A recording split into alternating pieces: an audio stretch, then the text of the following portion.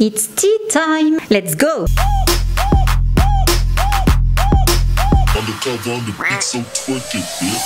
Bonjour, bonsoir tout le monde, je vous retrouve aujourd'hui pour la suite du week-end spécialement consacré à la série Mercredi. Aujourd'hui, place donc à la très talentueuse Jenna Ortega. Elle a 20 ans, elle est née le 27 septembre 2022 à Coachella, en Californie, d'un père mexicain et d'une mère d'origine mexicano-portoricaine. Et elle a pas mal de frères et sœurs, ils sont 6, elle est la 4e. Dès l'âge de 6 ans, elle commence à se passionner pour la comédie et c'est à l'âge de 8 ans, avec l'aide de sa mère et d'agents, qu'elle commence à passer des castings. My mom hated it.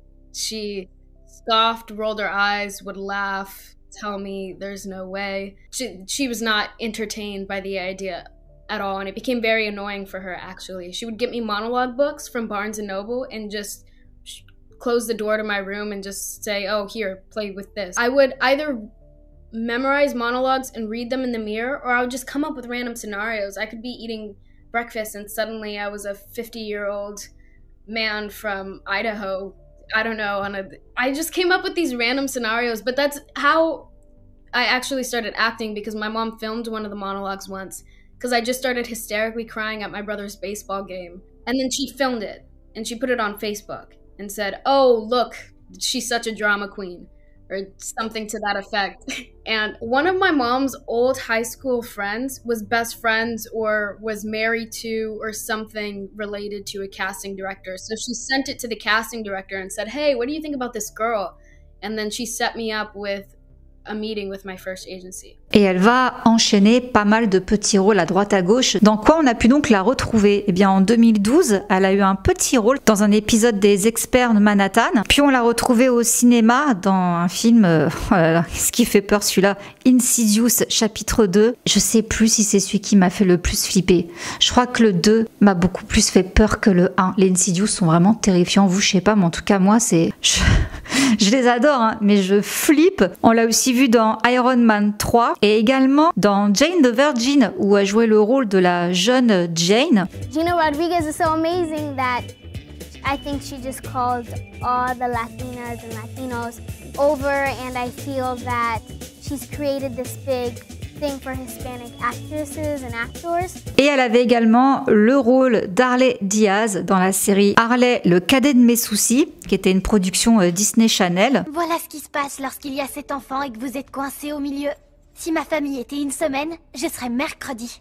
Puis on l'a retrouvée dans une autre série Netflix, c'était en 2014 dans Richie Rich. Elle a joué le rôle de Darcy. Puis de 2016 à 2019, elle a prêté sa voix pour la princesse Isabelle dans une série d'animation qui s'appelle Helena d'Avalon. Puis elle retourne au cinéma en 2017 dans un film qui s'appelle Saving Flora, dont là elle a le rôle principal, donc elle incarne Dawn. Et toujours chez Disney, on va la retrouver en compagnie de plein d'autres talents de la chaîne, Peyton Elizabeth Lee, Madison Wu. Ce sera pour un clip qui s'appelle Legendary. Et surtout, moi personnellement, en tout cas c'est là où je l'ai remarqué, on va la voir dans la série You. Donc ça c'est dans la saison 2. Elle joue Ellie Alves. Je crois que c'est la sœur de la voisine, je sais plus. Enfin bref, en tout cas c'est la voisine. They never told me anything. I was like the one actor who was left in the dark because other people needed to know where their storylines went. But for someone like Ellie, who's just kind of confused and thrown into this world and doesn't really know what's happening, I don't know if it was the writers intentionally held information from me or didn't want me to know certain things for the sake of my performance, or I guess even just setting the tone on set. I have no clue what's happening all the time. It was kind of difficult because coming straight off of Disney, I felt like to enter a genre that I had never touched before, I kind of had to like retrain myself as to, okay, how do I act again? That was my whole thing. I was like, I forgot how to act. I don't know how to do this anymore. Can Badgley give you any good advice? He explained to me was, you know, as an actor, we live in this industry or work in this industry that has so many highs and lows. So he was like, you can't base all of your happiness on whether or not you're working, the jobs that you're doing, whether or not you're happy doing a certain job, like you agreed to the job for a reason, but make sure that you find happiness in other ways, such as friends, family, partners, you know, hobbies, just so that you're not fully reliant on this roller coaster of an industry. Et d'ailleurs, elle est évoquée dans la saison 3 et les producteurs voulaient la faire revenir dans la saison 4. Malheureusement, à cause de son planning avec la série mercredi, ça n'a pas pu se faire. Donc ils disent qu'à l'avenir, voilà, ils feront leur possible pour essayer de gérer au niveau de son agenda pour voir s'ils peuvent la faire revenir dans You. Et là, on va la retrouver au cinéma dans le film complètement déluré. Je vous ai évoqué ce film-là dans la vidéo sur Bella Thorne. Ça s'appelle Babysitter, qui est sorti en 2017 et oh, ce film. Donc voilà, c'est vraiment dans ces deux prods que moi je l'ai remarqué. Je me suis dit, elle va aller très loin. Côté philanthropie, parce qu'elle a beau être très jeune, elle est très généreuse. Il y a pas mal de causes qui lui tiennent à cœur. Par exemple, en 2016, elle avait organisé un meet and greet pour ses fans afin de récolter des fonds pour une jeune fille qui était atteinte d'un cancer. Et elle va également participer à toute une série de concerts qui s'appelle We Day à travers les États-Unis et le Canada pour une association qui s'appelle We Charity. Elle utilise également beaucoup ces plateformes pour parler des immigrants ainsi que de la politique les concernant. Elle est également supportrice de Pride Over Prejudice, qui est une campagne qui promeut l'acceptation de la communauté LGBT. Et depuis l'âge de 13 ans, elle milite pour cette organisation. Donc elle est assez engagée, hein. Elle est pro-immigration, anti-discrimination. Et elle a également déclaré au magazine Teen Vogue qu'il est important d'embrasser sa culture aujourd'hui parce qu'il y a tellement d'ethnies différentes en Amérique. En fin de compte, vous êtes vous-même. Vous devez rester fidèle à vous-même et vous ne pouvez pas vous changer pour vous intégrer ou pour que quelqu'un d'autre se sente à l'aise. Et d'ailleurs, elle s'était fait pas mal remarquer quand même en 2018, c'était le 22 juin, la veille des Radio Disney Music Awards, elle s'est pointée avec une veste où il était écrit au dos « I do care and you should too ». Donc traduction, je m'en soucie et vous devriez aussi. Et ça, c'était un pic adressé directement à Melania Trump, donc Madame Donald, car lors d'un voyage pour rendre visite à des enfants hébergés sans leurs parents à McAllen au Texas, elle disait « Je m'en fiche vraiment ». Et vous? Donc forcément, vu les origines de Jenna, je comprends qu'elle soit pas restée comme ça sans rien faire, et en tout cas c'est très admirable vu son jeune âge. Donc du haut de ses 15 ans, elle a été voir sa styliste pour justement travailler sur la confection de cette veste avec ce message. Et suite à cette exposition, elle dit que son téléphone a explosé, on n'a pas arrêté de l'appeler. Elle dit qu'elle a été un peu déconcertée parce que les gens lui ont laissé plein de commentaires sur les réseaux sociaux en disant mais reste à ta place,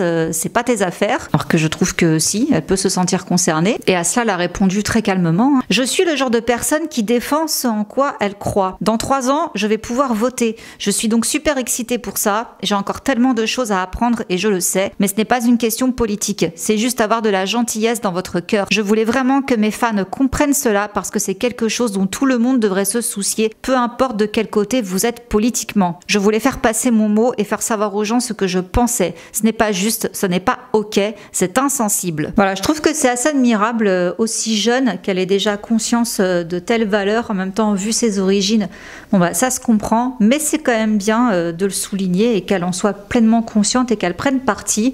Je vous dis, cette fille-là, elle promet à tous les niveaux. When I first started working in the industry, when I was working with makeup artists, they would either cover my freckles completely, which made me feel like they weren't something worth showing or worth appreciating, but also I would get comments like, oh, you have a dirty face, or like your face looks dirty, or like things like that were kind of weird side digs, which I don't think was professional in any way, shape, or form, but also me being a people pleaser new in the industry, I just kind of went along with what people would say. Et ce goût pour la justice, elle le doit justement à ses parents qui l'ont élevée comme ça. Elle défend également plein d'autres choses sur les réseaux sociaux, notamment les femmes qui veulent interrompre leur grossesse. D'ailleurs, pour ça aussi, elle est très mal vue. Et elle est également ambassadrice de la marque Neutrogena. Et d'ailleurs, à ce propos, elle disait « Je ne pourrais pas être plus extatique. Je le dis et le répète, mais c'est vraiment un sentiment surréaliste, surtout avec une marque aussi emblématique que j'admire depuis si longtemps. » Et elle enchaîne les films. On va la retrouver dans The Fallout. I've never had to play anybody who has PTSD before, any sort of form of trauma. What are you feeling right now? I feel mad. So I watched a lot of interviews with school shooting victims. Do I need to go again? Because it sounds like she thinks everything is fine. I don't know, honey. I mean, do you think you're ready to go back to school? également dans Yes Day, aux côtés de Jennifer Garner, qu'on peut aussi voir sur Netflix. Mais bien sûr, c'est en 2022 qu'elle décroche le rôle de Mercredi dans la série Mercredi. I first heard about the role of Wednesday shooting a horror film with A24 called X, and I got an email one day that Tim Burton wanted to meet with me for the role of Wednesday Addams. I was pretty taken aback. I didn't know if he had any familiarity with who I was, but then also Wednesday I actually was compared to my entire life. As somebody who struggles with anxiety and depression and spends a lot of time alone, lives in a lonely city, I do work pretty hard. And it's weird to like give myself that or admit that because I don't know, I think I perceive myself very differently than family and friends may perceive myself. I didn't move my hands or arms much if I didn't have to. At some point during the first couple weeks of shooting, I did a take where I did not blink at all. And Tim said, I don't want you to blink anymore. I didn't realize that I was doing it. It just kind of happened. Et c'est grâce à ce rôle qu'elle est nominée au Golden Globe 2023. Et sachez d'ores et déjà qu'il y a une seconde saison qui est programmée naturellement. Alors, concernant donc son rôle de Mercredi, je vous avais dit hier que je vous en dirais un petit peu plus, parce qu'il y a eu une polémique. Donc, on parlait de cette fameuse scène de danse, le bal, là, qui était tellement virale. I even paid homage to Lisa Loring when she does the little shuffle reference, so little things like that just to show that there's respect there, but also it's sometimes you need your character to loosen up and stray from oneself. Tim trusted me because we had a discussion about it, and I said, oh, I'll choreograph it. I'm not a dancer and I don't choreograph things. So I said that, and I remember leaving the meeting thinking, interesting. But I was so protective of Wednesday that I think it would have been weird if I didn't handle that sort of thing, and we chose the song together. We chose a Cramp song, which was really, really exciting for me because we both love them. And you know, I did what I could, especially someone who's not naturally a skilled dancer. I think it's always charming when someone kind of is really passionate about something or lets loose like that, especially for someone who doesn't really show much. So I think for me it was just a matter of, you know, maybe I watched goth kids dancing in clubs in the 80s and try to throw some of that stuff in there. And then, yeah, I didn't sleep for 2 days. I watched videos of Susie and the Banshees. Oh, really? Denny Levant, Lean Lovitch, Nina Hagen, just anything that I could get my hands on. And then on the day, I thought, all right, well... Et malgré, comme je vous disais, donc les regrets qu'elle a, parce que elle se dit toujours, mais je comprends même pas pourquoi les gens aiment autant cette danse, comment elle a pu devenir aussi virale, étant donné que j'aurais pu carrément faire mieux. Et bah, en plus de ça, elle avait le Covid, le jour où ils l'ont tournée. C'est fou parce que c'était mon premier jour avec le Covid, c'était terrible à filmer, je me suis réveillée et j'avais des douleurs dans le corps. J'avais l'impression d'avoir été renversée par une voiture et qu'un petit lutin avait été libéré dans ma gorge. L'équipe m'a donné des médicaments et nous attendions le résultat. J'ai demandé à refaire ma scène, mais on n'avait pas assez de temps. Je crois que j'aurais pu la faire un peu mieux. Et donc, ils ont tourné la scène pendant qu'ils attendaient les résultats de son test. Et alors là, cette déclaration qu'elle a fait a suscité un acharnement, un tollé sur la toile. Alors, je vous cite des internautes. Jenna Ortega qui filme une scène de danse en ayant le Covid, ce n'est pas impressionnant, c'est terrible. C'est tout simplement irresponsable le fait d'avoir laissé travailler l'actrice alors qu'elle tournait ce jour-là une scène avec de nombreux figurants qui ont pu être contaminés. Et Netflix a répondu à la polémique en disant « Des protocoles Covid stricts ont été suivis. Une fois que le test positif a été confirmé, Jenna a été retirée du plateau. » Est-ce que ça a suffi à calmer les gens ? Pas vraiment. De toute façon, comme je vous expliquais, cette série a dû essuyer, je trouve, pas mal de polémiques,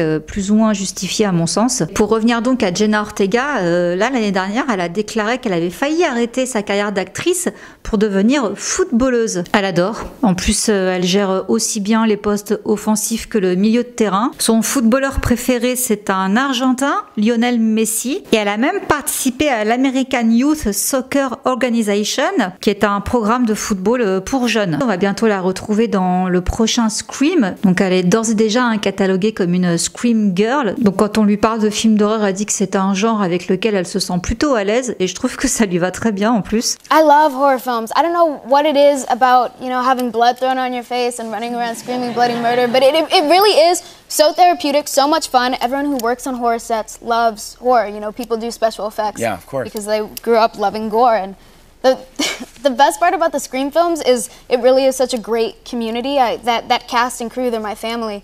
And we can never take anything seriously. So Ghostface could literally be in the middle of their monologue and we're having to restart takes because we're laughing so hard. Oh, really? Yeah. Niveau vie sentimentale, il y a eu pas mal de spéculations, notamment avec Asher Angel, la star de Shazam. Et cette rumeur, elle est née suite à une soirée d'Halloween où ils étaient déguisés en Ariana Grande et Pete Davidson, qui à l'époque étaient en couple. On les a même vus ensemble à divers événements, mais bon, ils ont jamais commenté ni quoi que ce soit, donc on se dit que non. Il y a eu d'autres rumeurs comme quoi elle serait sortie avec Jacob Sartorius, car on les a vus échanger un baiser dans le clip Chapstick, mais non plus. Donc voilà, est-elle en couple ou pas en couple? En même temps, est-ce que c'est nécessaire de le savoir? Non, je ne pense pas. Elle n'a que 20 ans. Si elle est célibataire, c'est un peu normal. Elle est encore très jeune. Et surtout, elle est débordée, la jeune fille. Donc voilà pour la jeune Ortega qui, je le dis, je le répète, promet vraiment. Elle n'a pas la langue dans sa poche. C'est une très bonne actrice. Je pense qu'on va avoir de grandes surprises avec elle. Sur ce, je vous laisse. J'espère que ce week-end spécial mercredi vous aura plu. Je vous fais plein de gros bisous et je vous dis à très vite pour une prochaine vidéo. Mouah. Bisous, ciao.